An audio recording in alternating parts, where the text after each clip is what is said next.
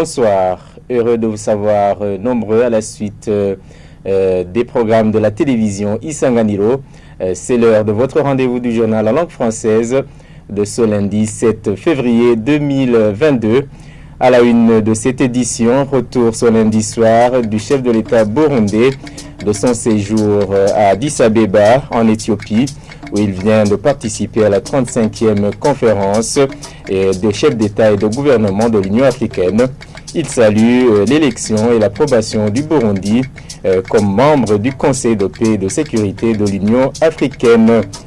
Mécontentement chez les transporteurs en mairie de Bujumbura.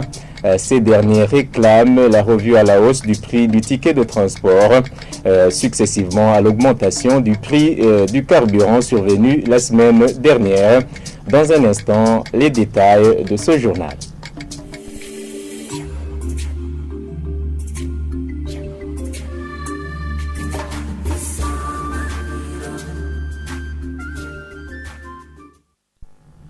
Bonsoir. Le Burundi fait désormais partie des 15 membres du Conseil de paix et de sécurité de l'Union africaine, approuvé par la 35e conférence des chefs d'État et de gouvernement de l'Union africaine. Ces pays ont été élus lors de la 40e session du Conseil exécutif de l'Union africaine en date du 3 février 2022. Le chef de l'État burundais exprime sa satisfaction de voir le pays retrouver progressivement la confiance de la communauté internationale. Suivez le chef de l'État burundais lors de son retour d'Addis Abeba. Sur les questions politiques et de la paix, on a constaté qu'il y a maintenant recrudescence des crimes à caractère terroriste, mais aussi nous avons remarqué qu'il y a recrudescence aussi des coups d'État, surtout dans la région ouest de l'Afrique. Ça a été une occasion d'échanger alors comment renforcer cette paix, parce que nous avons la mission de faire taire les armes d'ici 2030 en Afrique. Donc c'était une occasion d'échanger comment pouvoir arrêter ces crimes qui se commettent en Afrique. Le Burundi a été apprécié. Les pays de l'Afrique ont renouvelé la confiance envers le Burundi en votant pour que le Burundi soit reconduit dans les 15 membres du Conseil de paix et de sécurité. Le Burundi alors va continuer à siéger pendant encore 2 ans. Avant, nous avions un mandat de 3 ans, mais on vient encore de nous reconduire pour un mandat de 2 ans. Et cela montre que les pays africains ont confiance au Burundi. L'autre chose c'est qu'on a bénéficié, qui montre effectivement qu'il y a la confiance envers le Burundi, c'est que les candidats du Conseil des sages, nous avions présenté, c'est Ndaïse Domitien, ex-président du Burundi, il était candidat et lui aussi, il a été adopté. Donc, le Burundi a un membre au Conseil des sages de l'Union africaine. Tout cela montre très bien que les pays africains ont confiance au Burundi. L'autre chose qu'on a remarqué, que tous les présidents que nous avons rencontrés apprécient beaucoup l'état d'avancement dans le cadre de renforcement de la paix et de la tranquillité, jusqu'à ce qu'il y en a même qui déclaraient haut et fort qu'il faut suivre l'exemple du Burundi, que ce soit dans la réconciliation, dans le renforcement de la paix et de la sécurité dans le pays. Ce voyage était très bénéfique pour le Burundi et ça donne espoir que demain, il y aura encore d'autres améliorations. Des transporteurs en commun et des passagers en mairie de Bujumbura demandent la fixation des prix définitifs de transport. Toutefois, ces transporteurs en commun disent enregistrer d'énormes pertes suite à l'augmentation, plutôt à cause de la baisse du ticket de transport, au moment où le carburant a grimpé de prix. Eline Bell Nibigira a fait le tour. Reportage.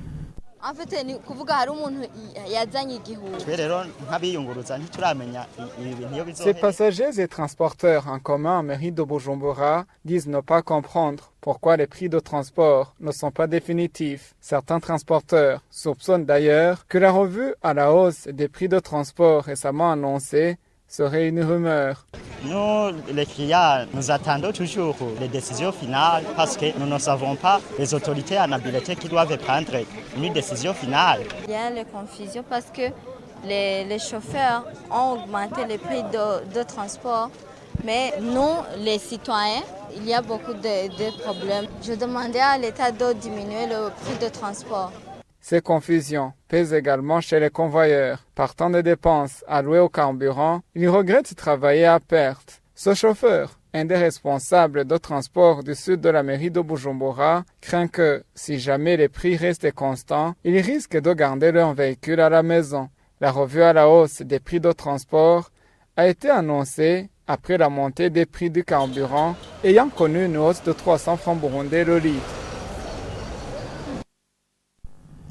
Dans la même rubrique, se déplacer dans les bus de transport est problématique dans les quartiers du centre de Gitega.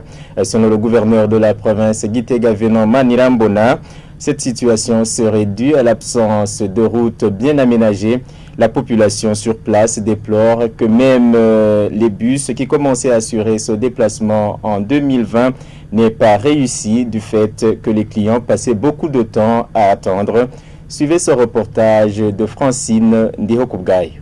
Nous sommes à l'endroit dit Kumasanganzira. C'est un point de rencontre des gens qui voyagent vers d'autres provinces. Mais il n'y a pas encore de bus au niveau local pour ceux qui voudraient se rendre au centre-ville de Gitega. Des bus de transport avaient commencé à déplacer les gens en 2020, disent ceux rencontrés sur place, mais cela n'a duré que le temps de la rosée.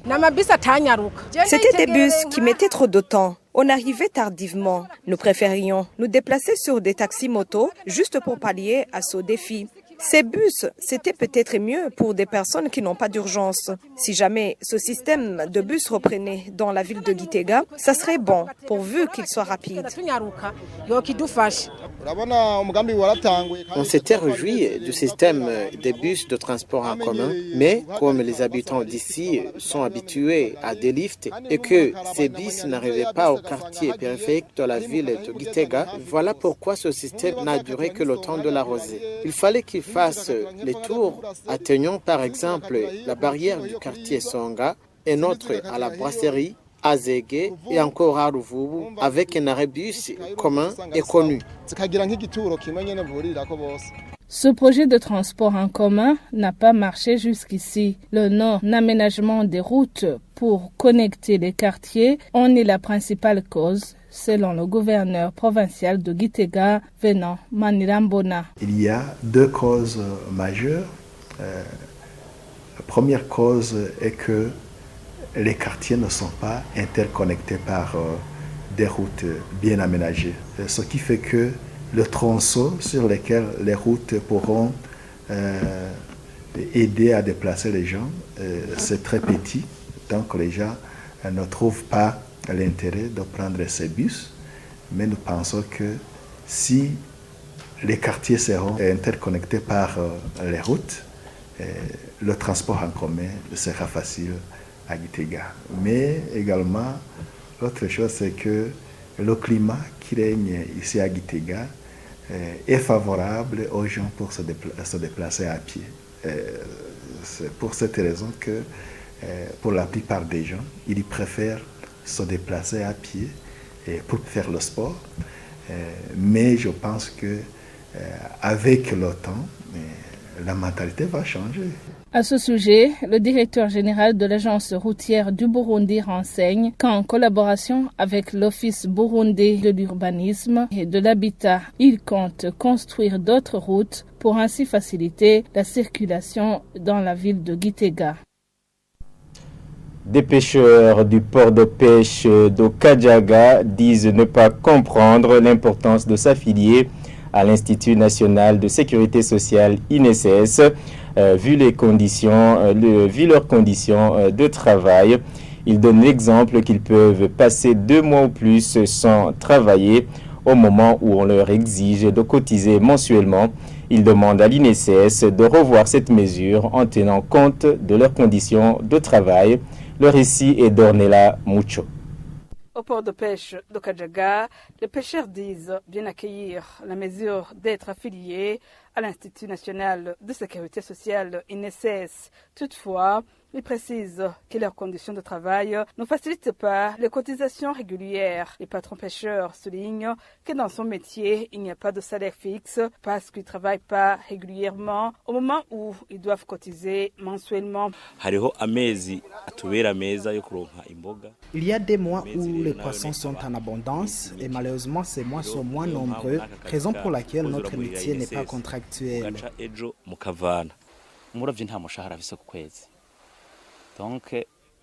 Le pêcheur n'a pas de salaire fixe. Une fois qu'on a eu des poissons, on fait des calculs et nous payons sur place. À l'INSS, on nous a expliqué qu'ils sont basés sur quelques calculs, mais pour nous, on trouve que c'est impossible parce qu'à ce port de Kadjaga, on passe beaucoup de temps sans travailler. Disons, on travaille 2 à 3 mois, mais à l'INSS, on nous oblige de cotiser par mois et toute l'année. D'autres âgés de 60 ans disent qu'ils ne trouvent pas l'importance de s'affilier à l'INSS vu les conditions exigées par cet institut. Deuxièmement, il y a 7 jours connus officiellement qu'on ne pêche pas. Mais là, ce n'est pas considéré par l'INSS. Alors, on demande de revoir cette mesure pour qu'on puisse travailler comme les autres tous les jours du mois.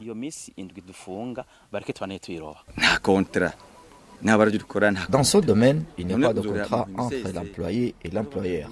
Le pêcheur peut travailler chez toi 2 jours, chez l'autre 3 jours. Dans ce cas, être l'affilié de l'INSS reste difficile. Et en ce qui concerne l'âge, par exemple, moi, il me reste 5 ans pour que je sois pensionné, en sachant que l'INSS exige au minimum 15 ans de service.